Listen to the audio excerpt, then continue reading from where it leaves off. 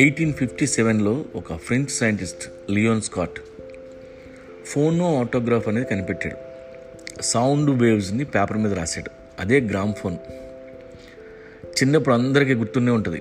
గీతలు పడి స్టక్ అయిపోయేవి, మా మా మా అని. కొంచెం కదిపితే పాడేవి, మసక మసక చీకట్లో అని.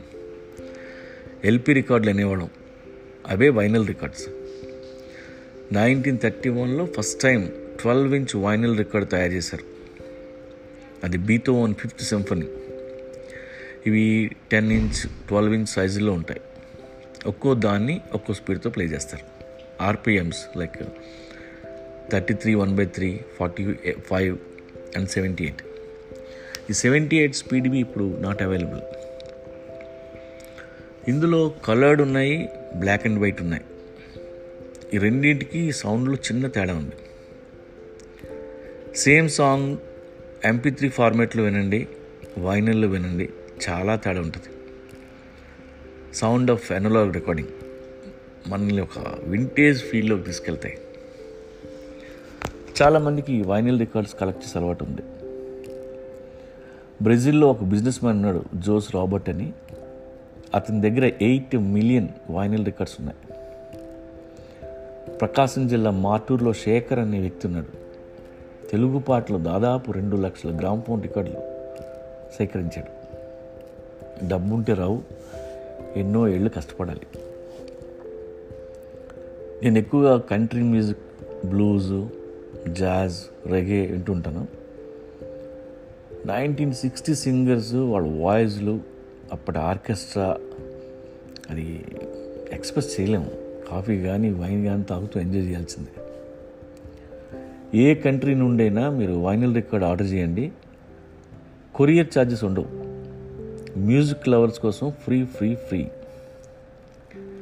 Beetles, Pink Floyd, Elvis Presley, Bob Marley, Michael Jackson, ఇప్పటి వరకు వీళ్ళవి హయ్యెస్ట్ సేల్స్.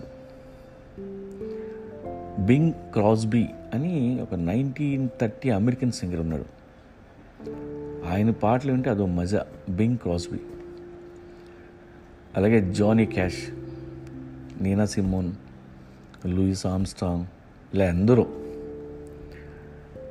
ఈ వైనిల్ రికార్డ్ని ప్లే చేయడానికి రకరకాల టర్నబుల్స్ వచ్చాయి. కొత్తగా వర్టికల్ టర్నబుల్స్, అలాగే వాల్ మౌంట్ టర్నబుల్స్ కూడా ఉన్నాయి. గోడ మీద మీ ఎల్పి రికార్డు తిరుగుతుంటే ఎంత బాగుంటుందో ఊహించుకోండి.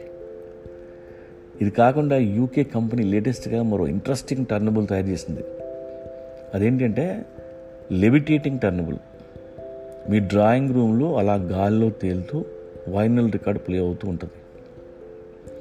కొనకపోయినా ఒకసారి గూగుల్లో చూడండి. ఈ వైనల్ రికార్డ్ స్టోర్ చేసినప్పుడు వర్టికల్గా పెట్టాలి. బ్రష్ కానీ లిక్విడ్తో కానీ క్లీన్ చేసి సరిపోతాయి.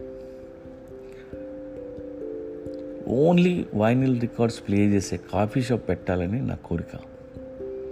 నా ఫైనల్ డేస్ ప్లాన్ అది. మీరంతా వస్తే నేనే మీకు కాఫీ కలిపి ఇవ్వాలి, మీకు ఇష్టమైన సాంగ్స్ ప్లే చేయాలి, అంతే.